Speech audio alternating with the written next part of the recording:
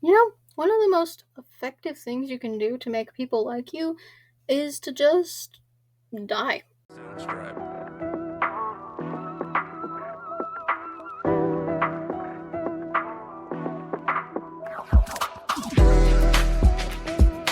Soundstripe. What's up, people? Welcome back to another episode of Stars and Garters. I'm Katie Pettit, and yes, if you read the title, it's only my second episode back, and we are doing an episode on Fire Emblem Three Houses. Do these videos perform well? No. Am I still going to talk about it? Yes, because it's awesome and I love it. So, thank you for watching this one, though. I always appreciate the ones who sit through these, because I know most of you don't know what's going on, but you should play the game then. If you don't know what it is, you should at least try it, because it's so good. But I am kind of sad that I didn't have any Fire Emblem Three Houses merch to wear. I'm gonna have to find some of that. But I kind of improvised. I have a yellow hat for the golden deer and my blue toppers for the blue lions and nothing for the black eagles or the Church of Saros. So perfect. But yeah, today we are going to be, or I am going to be, talking about my my top 10 characters from this game.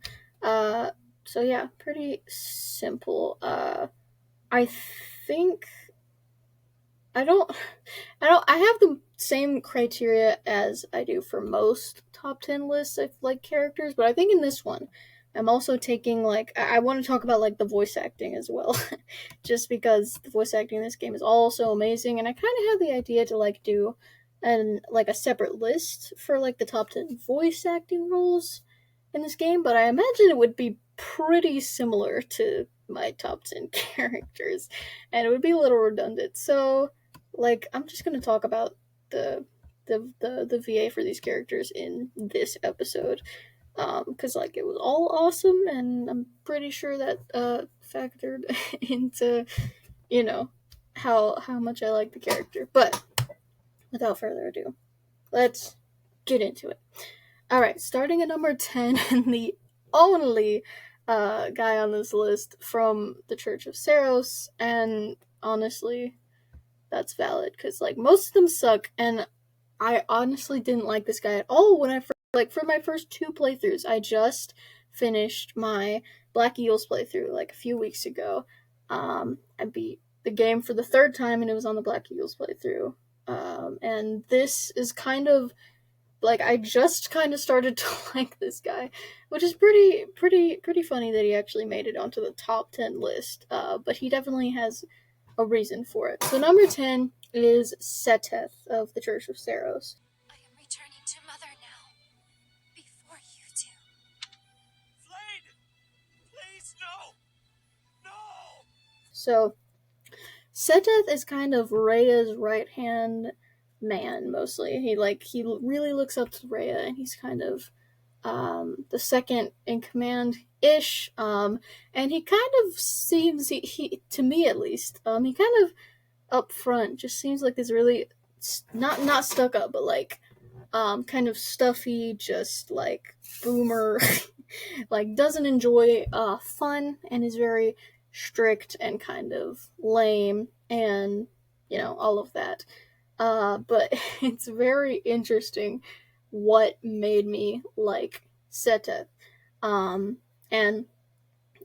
like so I think it's kind of when I killed him in my latest playthrough that kind of made me start to think about like, dang, he might actually be a really good character, because I kind of got hints of it when I did his paralogue. I think it was in my Blue Lions playthrough, but him and Flayn have a paralogue, and it's where you first find out that he is actually Flayn's dad, and so that is that's like a big deal, and it does change some things. But I was pretty far along with the story, so I didn't have the most impact on like his conversations with people, and especially his interactions with Flayn, because he kind of comes across as like really strict with her and doesn't let her go anywhere or do anything, and does not make him more likable or more of a good character.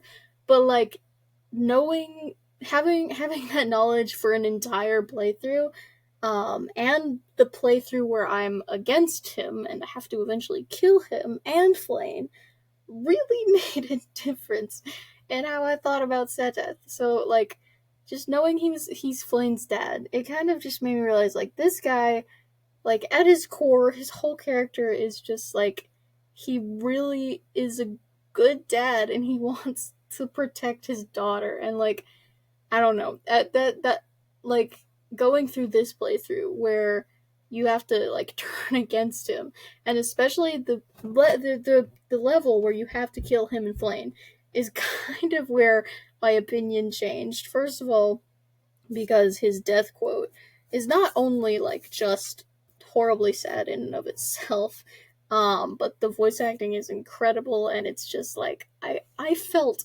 so bad when I tell you that I felt really guilty. Like I felt more guilty for killing Seteth and Flame than I did for killing like my favorite characters on this list, which is crazy because I didn't even like Seteth. But him, like the last thing he or like because I killed Flame first and like he was just I don't know. It was so sad, and it just made me kind of think of everything he's doing. It's like he has his duties to the Church of Theros and Rhea, and that's very important to him, but also just all of his interactions with Flame or about Flame just really make me think like that he's just a really caring dad, and he might be an overprotective dad, but like he has good reason what with them kind of I don't understand completely what they are. I think that's some twist I haven't fully uncovered yet, but they're like they need protection and what with just him and his daughter needing to be protected, and you can kind of see why he is so stiff all the time, and especially with Flame. And I now just see him as like this really really good dad in like all of the interactions, and like that I'm so impressed with this game for making me like him this much, for changing my opinions of him so drastically, because I hated him and Flame for the first two playthroughs. But when I like his death and knowing that he's Flame's dad just changed all of the perspective, and it just made him just like that's what he is. He's a good dad. And I love that. That makes him like I just thought he was like funny boomer man who is funny because he's so grumpy and doesn't allow fun, but now he's just like a genuinely good character because he wants to protect his daughter, and I can appreciate that. All right, so on a less wholesome note, why is this guy in my top 10? Why do I kind of like him? I don't know. But my number 9 of the Black Eagles is Hubert. If you had never met me and entered my service, you might have had a more peaceful. A more tedious path. Inconsequential and spoiled rotten, like so many other nobles? Never. My duty to you is no mere obligation. I chose this. It is Hubert. He's my number 9. So Hubert is like every time he was there, he was existing. He was, on the battlefield, having a support conversation, being in one of the cutscenes. I was just like, I should not like this man. This man should creep me out. I should want him to go away. But something about this guy. I don't completely know how to put it into words, but there's something about him having like you would think kind of like a one note kind of thing. He's devoted to Edelgard. He wants to serve Edelgard, and he's gonna do whatever it takes to be with Edelgard and have her accomplish her goals. And he doesn't even seem to have goals of his own besides serving Edelgard. And so you could think like his entire personality is just Edelgard, and it could kind of seem like that, but it's just his whole vibe is done in such a way that it's like I don't know. He's so clearly suspicious that the whole thing works. And it's like it kind of it really works, the thing with him and Edelgard, because Edelgard, to me, I really hate her, and I think she's like just really lame for trying to be like, oh, I'm starting wars and stuff because I want the world to be better, and this is gonna make it better. And I think I like Hubert because he has the same basically ideals as Edelgard, but he's just full on creepy and not. He doesn't try to act like an upstanding dude. And I think him, because I absolutely considered the Black Eagle route to be like the villain arc that when I played it, because it felt awful, and we killed so many of the people on this list, and it was just bleh. It felt bad. But Hubert was the only one who was kind of like, yeah, we're with this is the villain arc, and I kind of appreciated that. It's like he kind I don't know, he just, it might be just because he fits kind of the role of like this more like overtly sinister dude. Like he doesn't really have any he's not presenting himself to be a good dude in any way, like really. His only thing is like, you could say maybe his relationship with Edelgard is kind of nice, but he's not trying to be a good dude in any way, and I kind of appreciate that. What with him being uh the second in command of the villain arc of the game. So like, yeah, I think I appreciate that. Also, he's voiced by Robbie Daymond, who's really cool and does awesome at everything all the time. And also does like a really different thing than, because I know him from Final Fantasy 15 as Prompto, and from Spider-Man in the 2018 Spider-Man show that I really liked. And those are kind of more similar voices to each other, both very young sounding and like fun kind of voices. And Hubert is a freaking creeper and he is super into murder and has like a way lower kind of voice, and it's like a creepy voice. So yeah, that part is just really, really cool, and it honestly brings the whole vibe of Hubert together. So yeah, the villain, I mean, I'm sure most people wouldn't call him that, but like I think that's what he leans into, and I like it, and I ended up liking it. Okay, number 8. Not to say he doesn't have any character development, but just, I mean, this the reason he's on this list is not, not mainly for that, for the character development, because that's not, he doesn't get the most of that in this game, but I just still really like him. So number 8, it is Caspar of the Black Eagles. I'm a defender of the helpless. You really think I'd steal some food for a cat? I got it by fighting an old guy in the dining hall. I want it fair and square. There are a surprising amount of Black Eagles on this list, because I still don't like that route. That doesn't mean some of the characters can't be good, but the route was just awful and felt so bad. Like, not as a game. It was still good. Just, like, really awesome, well-made game. But it just felt bad. And it was the villain arc. But Caspar is just, he's just a fun guy. Always, so like, whenever you see him, like, everything he says, I'm just kind of a little bit refreshed. And he has a very like one-track mind, and he's so energetic, and he's so, it's kind of goofy, but it's also like, he's so, like, I don't know, he does his one thing well, and it's funny because like I didn't walk up to him the first time playing the game and be like, oh, this is gonna be the guy who's always all about the strength and all about like, oh, I'm gonna just go and punch people all the time. I would have thought he was more like an Ignatz or an Ash type character, mostly because he's short. But he ended up being the punchy, everything is about fighting kind of guy, and that was really fun. And he does it well. And I think that is the way he interacts with the other students is really great, because he has a lot of good interactions with my other favorites. I really like his supports with Ash and Linhardt, who are both way more chill people, and Gaspar Like both of those support conversations, they like have to do with him wanting to go jump in and punch some people, and Linhart and Ash are just like, dude, chill.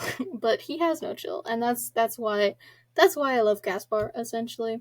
Also, this didn't factor that much into this list, but I must say, like, as just a unit when you're actually going and battling, he was just incredible, like an absolute tank.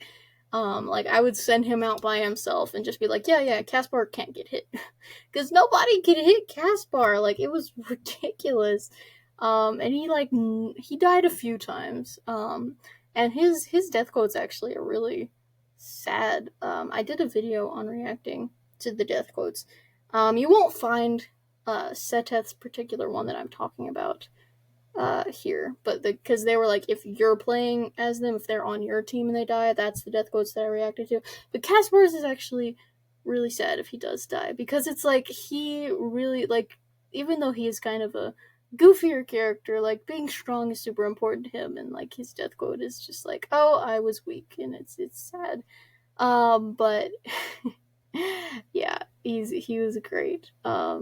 And yeah, he, like, seriously, he could not get hit when I sent him out. It was crazy. Like he didn't even, like, you would think for the kind of like unit he was, you would think it would just be like people would hit him and it would just do no damage, but he was actually like dodging everywhere, and it was so funny. Like he would just keep flipping around, and it was really funny. But yeah, Caspar is just great. Maybe not the deepest of the characters, but I just really like to see him. Anytime he was there, it was pretty fun. And he is voiced by Ben Diskin, I believe, who is also in so many things and always is so great. And also voices an entire another, that wasn't a word, but another character in this game, Lorenz, who sucks and is terrible. So that's super interesting to me. I don't think Lorenz is supposed to be particularly likable, but he does both of the characters and their unique vibes so well. And yeah, Caspar's great. He's just he's a great little breath of fresh air sometimes. All right. So next, leaving the Black Eagles for one actual second, we have Sylvain at number 7 of the Blue Lions. Even as a little kid, I understood why he was like that. My mere existence stole everything from him. I have no right to complain when I am surrounded by people who would give anything to bear a crest, but do not. Now, women smile at me for the same reason my parents adore me, and my brother wanted me dead. And I have to meet them all with a smile and a wink, because I have a crest.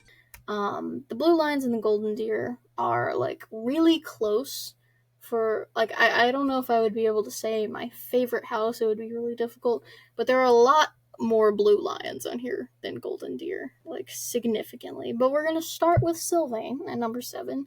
And Sylvain definitely is one of the deeper reasons, because on the surface he's just like a typical bro dude, and his whole thing is he has a big problem with like women, and he's way too into women, and he does not drink his respect women juice, and he's kind of misogynistic and a jerk to them.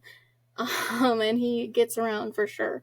Which doesn't seem like that great of a character, but he does, probably of like not the house leaders, he does some of the most growing of like all of the characters, because you, especially in his sports with Violet, but you see that like he has this whole thing, all of his trauma about not being born with a crest, or no, him being born with a crest and his brother not, and growing up and like seeing that his brother was way less valued than he was, and that people kind of valued him more just because he had a crest. And he has this whole trauma behind him that kind of influences him to act the way that he does. And just seeing him kind of go through, even though he's a part of the main story, and the main story doesn't really allow for the non-house leaders to go through their own story as much, but it does have, you have your sports and you have your endings for each of the characters, and I just really love the way that, like, I like the cool, like, bro dude type. That's just a fun type for me. But also, just the way he goes from just, I like women and I want to have a bunch of girlfriends and that's all I care about, to, like, he wants to change the, like, system of the world so that people don't grow up in the same situation that he did, and that people are, like, not valued for their crest. And it's actually really nice in the endings where he gets to do that, which I think is most endings. He doesn't have a lot of not great endings. Most of them are like, yeah, he became the next Duke and he changed some things, and it was so. I just really like that. This is, like, completely different from Caspar. It's not just like, yeah, he's a fun character type, and I really like seeing him. Even though he kind of has both. He is a fun character type, and he's funny, and I like his stereotype that he leans into. But he also does, like, a lot of growing, becomes, like, a genuinely good guy, and his relationships with the rest of the Blue Lions, especially Dimitri and Felix, his friendship with Felix is so great. Because they both kind of have problems with the system, and they've completely, like, dealt with it in different ways.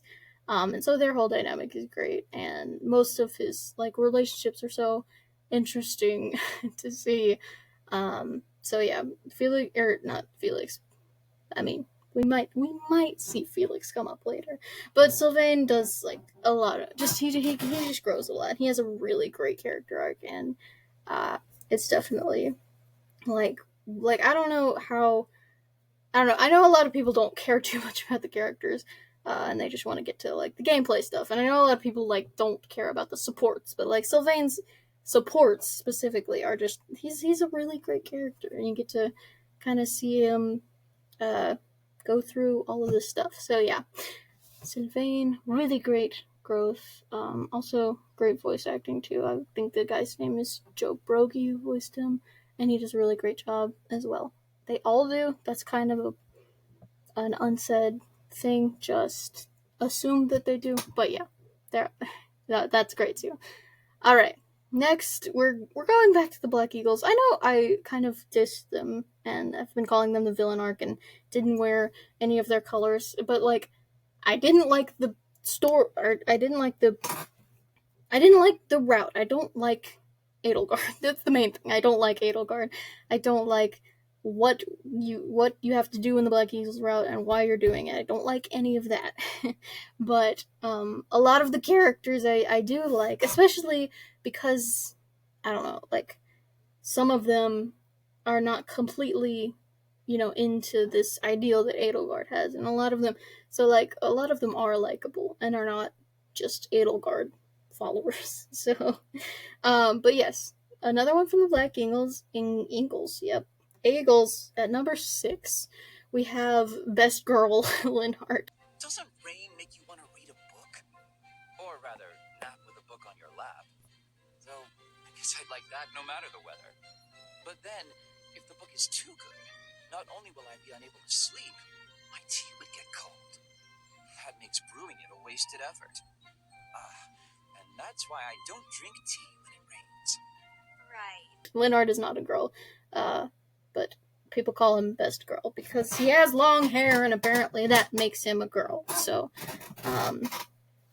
yeah, but this one is, I think it's more similar to Caspar, where it's less about he goes through a lot of stuff and grows, even though he does definitely more than Caspar. But I think this is more about his character type and the way that he acts, and just he has a consistent type that he is, and it's really fun.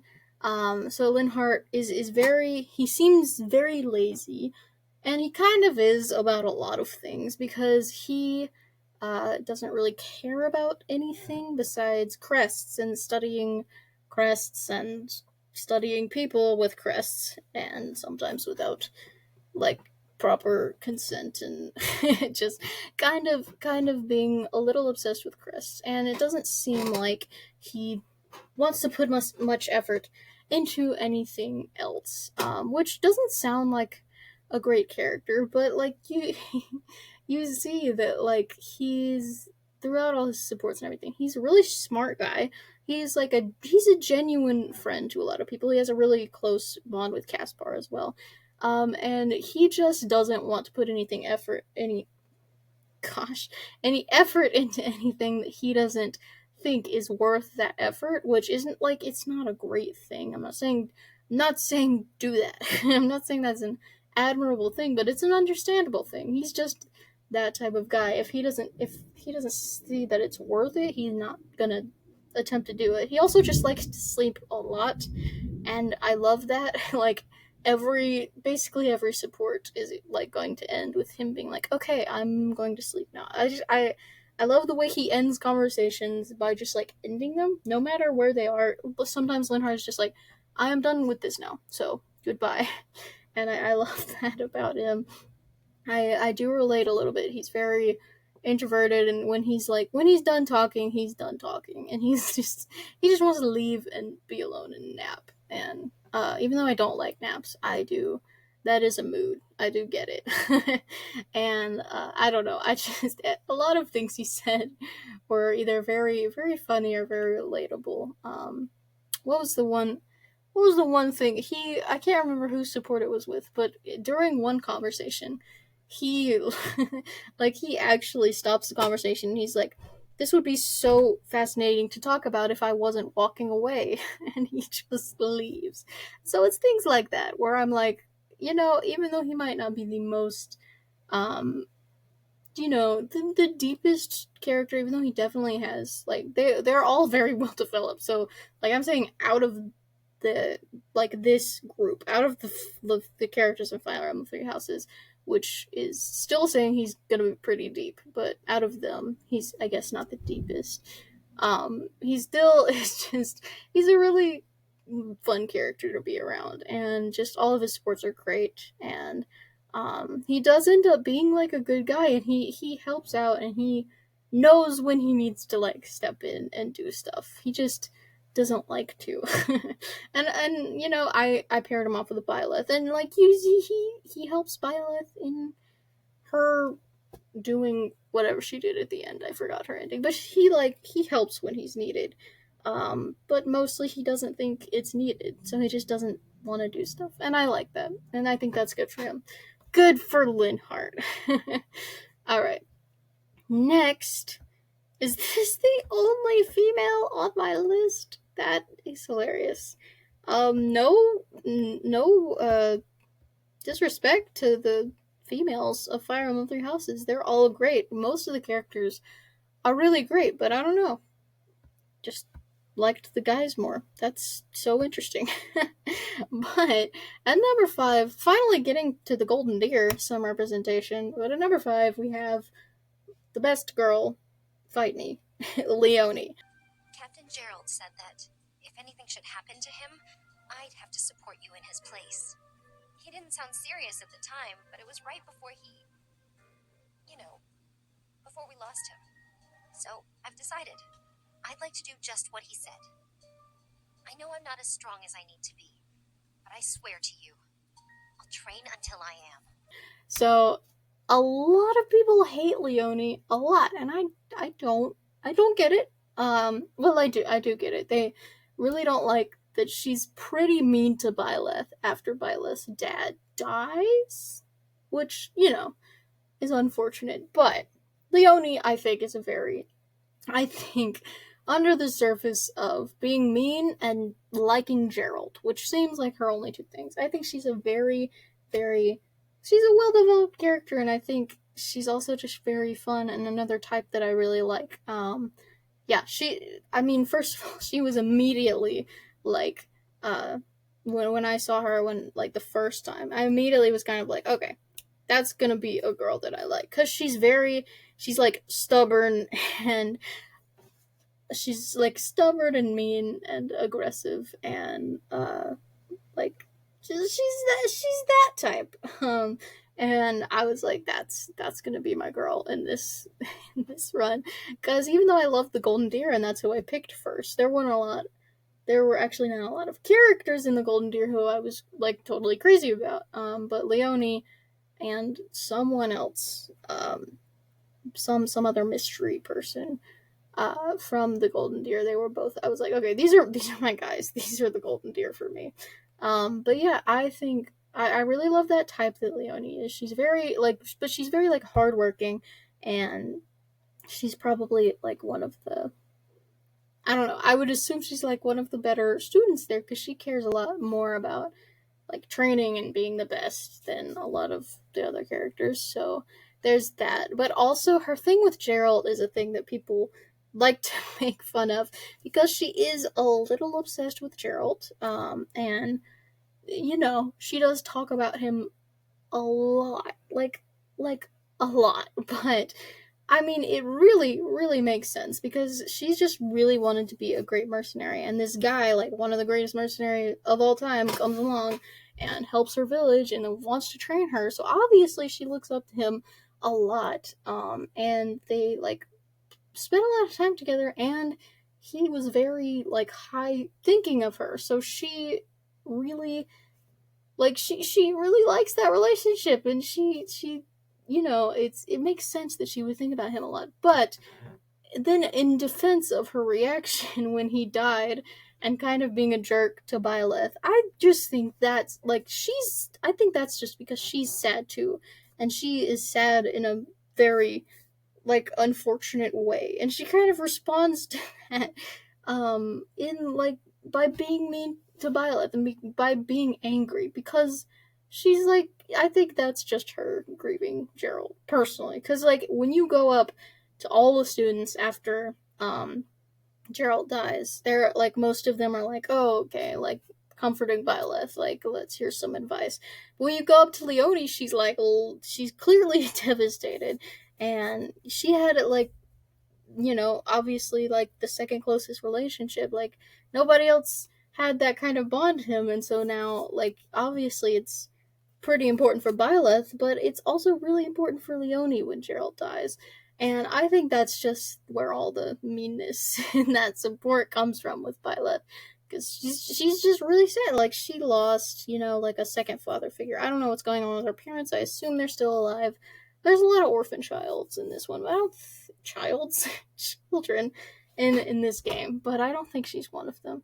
But like he's like a second father figure and a really important mentor to her. So I think it makes sense. And I really like how after she dies for the rest of the game, she just continues to like really work hard and want to be a great mercenary, and she kind of uh I don't know if she to me it would seem like she talks a little bit less about him, especially after the time skip, but she kind of you know, talks about him. She wants to live up to his legacy now, and now she wants to kind of honor him and how she becomes like a great mercenary. And I think that's really nice. I think her whole relationship with Gerald, like even though it can be a lot sometimes, and she does talk about him a lot, I think it's nice, and I think it really does a lot for her character. I think it's a good I think it's a good character arc, I guess.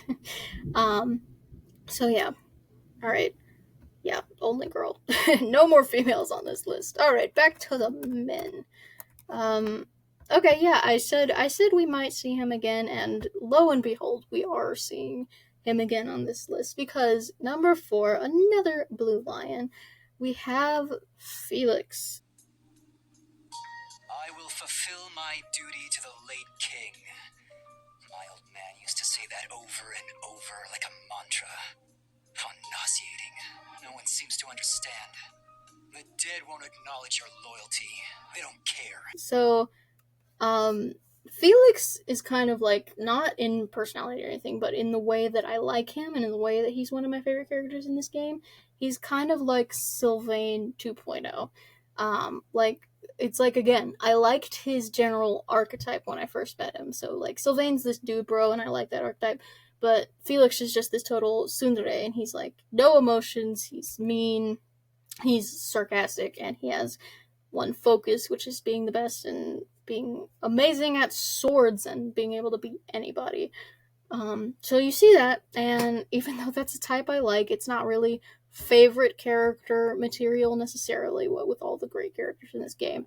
But he just also, like Sylvain, gets so much growth, and he has like an even worse trauma and backstory than Sylvain. Definitely not the worst in this game. That's coming up. But his whole backstory with him, having this close relationship with his brother and learning and being and learning how to do what's a better word for do swords? Swordsmanship, and learning that from his brother and training with him, and then losing his brother, and then his dad having just kind of a really bad response to his brother's death and being like, he died doing his duty. And Felix, having to lose his brother and then see his dad not really care. And so he grows up hating this whole idea of like knights and having to do their duty and going off and dying. He just wants to be good at swords. Just kind of like he doesn't talk about it that much, but he's kind of like still training to be as good as his brother. But he also hates the idea of like being a knight and going off and dying for your duty. And so he's like super mean to everybody because he has all this trauma, and instead of like compensating with something else like Sylvain, he just kind of locks it all away and doesn't ever talk about it ever. So you just like throughout the story, and as you progress and get more of his supports, you just see like all of this trauma and stuff come out. And even though his personality doesn't really change and he stays kind of closed off and a little harsh, you see him like he cares about his friends in a really unique way. He like doesn't want any of them to, in his words, I guess, he doesn't want them to like die in the stupid way that his brother did. So he does care about them. He does it badly. He doesn't act like it that much, but he does really care about everybody around him, and he's just like has so much trauma. And he acts that way because of it, but you just get to see like him kind of be less mean. He gets a little less mean as you progress in his supports, and he ends up being a good duke or a good husband, or he actually gets some sad endings though. If he ends up like on his own, he just kind of ends up like a wandering mercenary and gets forgotten. But usually he ends up, being a good asset to those around him, and definitely not getting over his trauma, because he does still act the way he does. Even if you choose to marry him, he's basically like, okay, fine, I love you, let's get married. Okay, gosh, get off my back, basically. And like his portrait when you choose to marry him is like he's kind of got his hand on Lila's throat, just almost. It's more on her chin, but like it's close to her throat. And so, he doesn't really change. He's still kind of an abrasive, closed off person, but you do see him get a little bit more there, and you see his really interesting backstory also is just big contribution to his whole character and him being so great.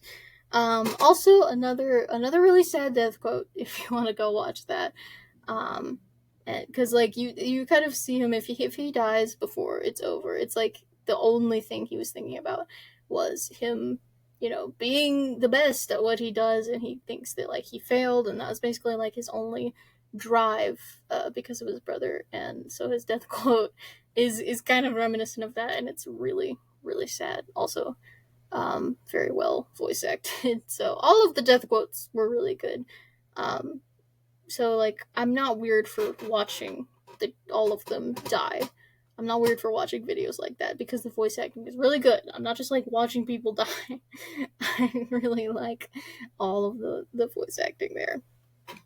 Okay, next, sticking with the Blue Lions, but the first house leader on the list, we have at number 3 on the podium, Dimitri.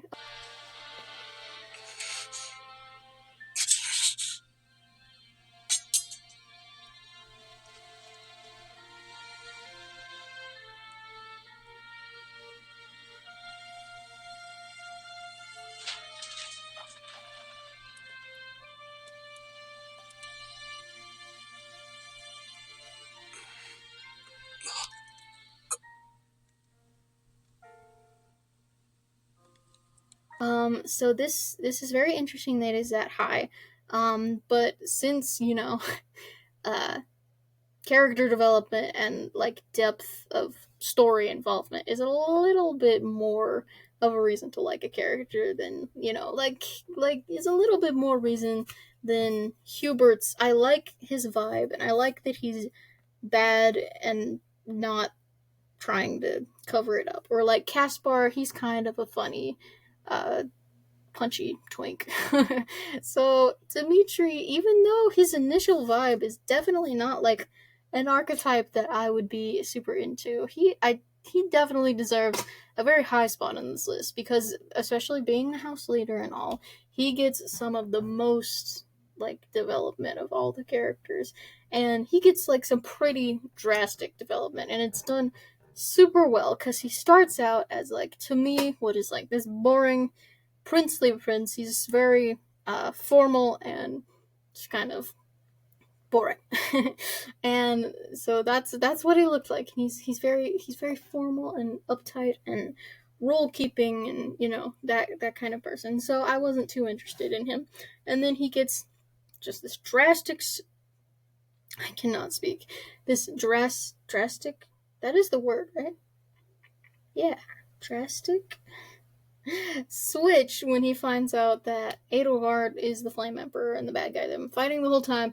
And he finds this out, and Edelgard's been like his friend, and she's his stepsister too, and like all of this. And he finds this out, and it just screws up his mind like so bad. He goes completely crazy and he goes full homicidal maniac. And so the last thing you see, like the last lines of dialogue that he has in the last cutscenes he has before the time skip are like homicidal maniac, and the first thing you see about him when you meet him again after the 5 years is like homicidal maniac. So it screws him up pretty good. Because he has probably the most drama of this list because of the tragedy of Dusker, and he watched like all of his family get killed and a bunch of his friends, and just never fully got over that, and has like clearly, after he goes crazy, you can kind of figure out that he's been on the edge of sanity for a minute, because he had that when he was pretty young and clearly never dealt with it. So all of this trauma, he kind of just snaps, and he is snapped for a good part of the time skip. And just the way that you have to very slowly like get him out of that state by Byleth kind of like supporting him and also trying really hard to like explain like what he's doing, and like explain that what he's doing is wrong while still trying to kind of help him and maybe relieve a little bit of the trauma, but then him also losing more people and like losing Rodrigue and kind of like getting pushed further into it, and him finally being pulled back by Byleth and out of the whole homicidal maniac little phase that he went through, as most teenagers do. And that it's just all really nice, and he even wants to like save Edelgard in the end and not have to kill her. He does have to kill her in the end, and it's definitely like the most sad and horribly bittersweet ending of all of them. Because he just has to kill her, and like he didn't want to. He finally was like, okay, I'm not like, maybe we can start, or maybe we can start anew, and maybe it can be better. And he can't do that because all the things have still happened, and he still has to kill Edelgard, and it's so sad. But it's really great and so well done. That's why when I reviewed the Golden Deer and Blue Lion's Roots, I was like, even though the Golden Deer are more my vibe, the Blue Lion's story, especially with Dimitri, was just so good and so sad. But just so well done. So yeah, Dimitri for character growth, just incredible. All right. Briefly moving on to a different house, to the Golden Deer and the other house leader on my list. It is my boy, At number 2, Claude.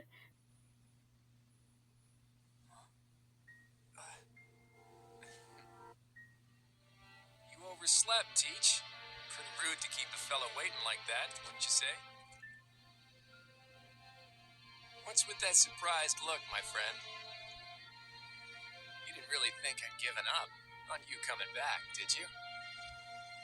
So when I started playing this game, even before I owned it, I played a tiny bit of it at somebody else's house because I was bored and I was like looking around and I was like, okay, that looks interesting. And but like from that moment, like even before I even owned it and was trying to play it seriously, I was like that. I saw Claude and I was like, that is my guy. Just the first lines of dialogue, I could tell this is the exact type that I want to see. Like this, he's just my perfect character. He's not quite as dude bro as Sylvain. He's like he is kind of he's a little bit of a dude bro, but he's also so like instead of Sylvain who's kind of like a jerk and kind of like fake about it, like Claude is just genuinely like witty and just fun and wants to he has just like this great vibe about him and so yeah, I was instantly like, that is gonna be the guy. But he does indeed have layers, as most of these people do. And all of those things just really there's like really like all of the things about him are great. It's like he's not just this like witty, funny guy, even though he genuinely is. Like he's not using it to cover up trauma, even though he has trauma in his own respect. They all do.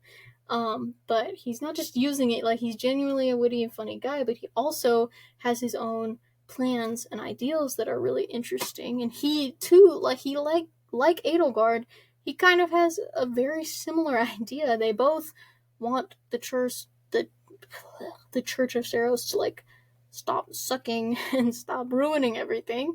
But she wants to do it through a bunch of murder, and he's not too into that.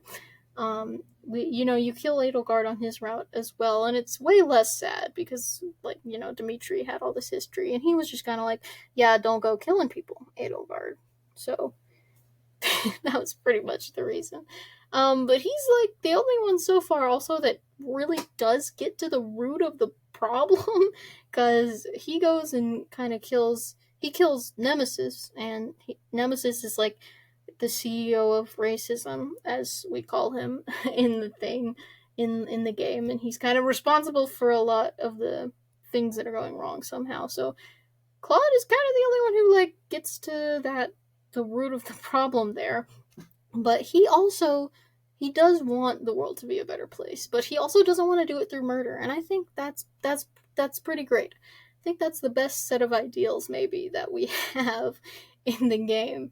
Besides my number one, because he's perfect. But Claude, he's not only just a really fun guy and genuinely like seems like he would be genuinely cool to hang around with. He's also very smart and has his own morals and standards that he you get to see throughout the game. So he's great in all respects. No big flaws, honestly.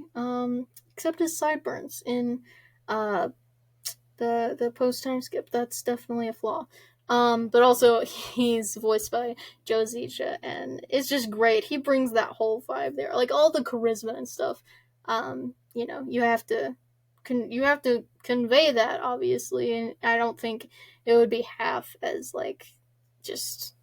I don't think it would have played half as well if he hadn't had such a good like voice actor. So, yeah, definitely.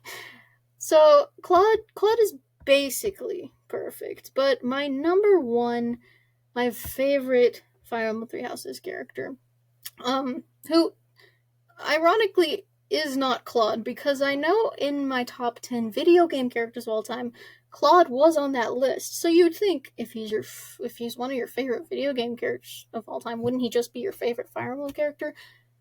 And no, I don't have any explanation, but no. Because within the game, I think the criteria is a little different. But he's nearly perfect. But I just think my number one pick is pretty much perfect. Like he's actually perfect. So yeah, no flaws in this dude. I've talked about him as much as I can, like on this podcast. So let's talk about him some more because my favorite Fire Emblem Three Houses character is Ash. 100% of the Blue Lions. I know I can't help very many people right now, but I think doing what I can for those I see in front of me is still worthwhile. I have to believe that, at least. And there were so many Blue Lions on this list, but like it's Ash. It's always been Ash. I have tried to recruit him. Like I recruited him so fast on the Black Eagles route because I knew you were gonna have to kill him, and I was like, I was already having to deal with killing like so many of the people on this list, and it was horrible. And I was like, I'm not doing Ash. Like that's just not an option. So I recruited him so fast, and even the Golden Deer, where you do actually have to fight him on that route too, and I didn't recruit him. I went around him. I purposely moved my entire army around so I did not have to kill Ash. I actually killed him a few times, and then I had to like rewind time because I was like, nope, not doing that. That's horrible. So why is Ash so amazing? I think I've said something. I've said probably this exact thing before, but you're talking trauma in this game, right? I don't think anyone can compete with Dimitri, but if anyone could, it would be Ash. Even though his parents were like brutally murdered in front of him, but his parents did die. He lost his parents at a very young age, and he was just a commoner too. So like he didn't really have anything. He was homeless, and he had to steal. He didn't have to steal. Don't steal. Stealing bad. But he resorted to a life of thievery just to provide for his siblings, and then he gets taken in by this nice. What is he? A Lord Leonardo. He gets taken in by this nice man who teaches him all these things and raises him and his siblings and gives him a really nice life, and he gets a cool older brother, Kristoff, and then Kristoff is executed wrongfully, and then his dad also gets, well, not necessarily executed, but they do have to kill him. His new dad has to die. So, yeah, but like Ash has not had a fun time at all. He's been through all of it, but instead of developing a fake, developing a little facade to kind of cover it all up like Sylvain, or just switching off emotions and focusing on one singular thing, like Felix, or just going the complete insanity route like Dimitri. Ash is just the most genuine nice dude in this entire game, and he's that type that I really like, that's like, instead of I have trauma, so nobody talk to me, I don't want to be around you, and I'm gonna mess up my life because of it. He's like, I have trauma, I don't want anybody else to go through that, so I'm gonna be just the nicest person, and I want to help everybody. So yeah, and you just like see, like, he's such a nice guy, and he just wants nobody else to like go through what he went through. And you kind of see the thieves coming up once or twice in his support conversation, and he's kind of like, okay, I don't like, he has a very strong sense of justice, and he's like, this is not right, but he's also like, I'm going to, like, when, what is it, Petra, I think, yeah, and Petra and him support, like, this thief steals a book, and he's like, I'll compensate the store owner, and I'll go catch the thief. And he goes catch the thief, and he's like, he instead of like a more Caspar type thing where he's like, okay, kill you, he's like, why did you steal the book? Because he knows that like the whole life of thievery, and he doesn't want anybody else to have to suffer like he did. And you just see that time and time again, and he's just so genuinely nice, but he's also not like a pushover like those characters tend to be. He's like, he has a super strong sense of justice, and he really wants to be a knight. He wants to defend people and protect them, and he doesn't like violence, but he will do it as like a knight and to protect people. So he's just all around, like, there's nothing wrong with him. Usually it's like a strong good at fighting jerk, or it's like a really nice, super generous, weak noodle, you know? It's like you can't usually have one with the other, but this man is a super strong, just like strong sense of justice, awesome guy who's also happens to be super sweet and generous and an amazing person. So, like, yeah, just honestly, I mean, he doesn't like, his character arc is not as big or strong, I guess, as the others, but he didn't even need one. He was already perfect. And he does go through some stuff. Like, he grows from perfect in this story, by the way, like, cuz Lenato's death is a part of the story. The students have to kill Lenato. And I usually make him do it because I'm a horrible troll. Um and so that's a part of the story, and he has to deal with that. And it's interesting, like in his supports with Felix, even though they don't get too much time in their supports, he has to kind of, because Felix hates the idea of knighthood, and uh, Ash has this dad who, like, he has to struggle with those ideals too, and so they have uh, that to bond over. Even though Felix thinks the idea of knighthood is really foolish, he kind of like, okay, I see that, your dad or your adopted dad like died for his ideals, so like they kind of have that thing, and he's just like, I don't know, he's just great for everyone. Everyone who talks to him and has support with him just comes out better. So I don't know. He's just great. Like there's really nothing wrong with him. Some people say he's like garbage as a unit, like in battle, but I made him pretty good. So I guess you guys just aren't using him correctly. You're so, well, no, he wasn't. I was gonna say, well, Hilda's in a different class. House, sorry. Hilda's in a different house, but I don't know. It's so interesting. I had a lot of success with like weaker units, and then like units like Hilda, who everybody talks about as being like so good, I didn't use hardly at all, mostly because I hated her. And if I did a top or bottom 10 Fire Emblem Houses characters, Hilda would be on it. But um, Ash is also great on the battlefield. Also, really great voice acting. Also, his death quote is horrible, mostly because like you don't want to see this pure cinnamon roll die. That's just awful. But like, still, it's horrible. But like, yeah, Ash is just perfect, and he's the best one.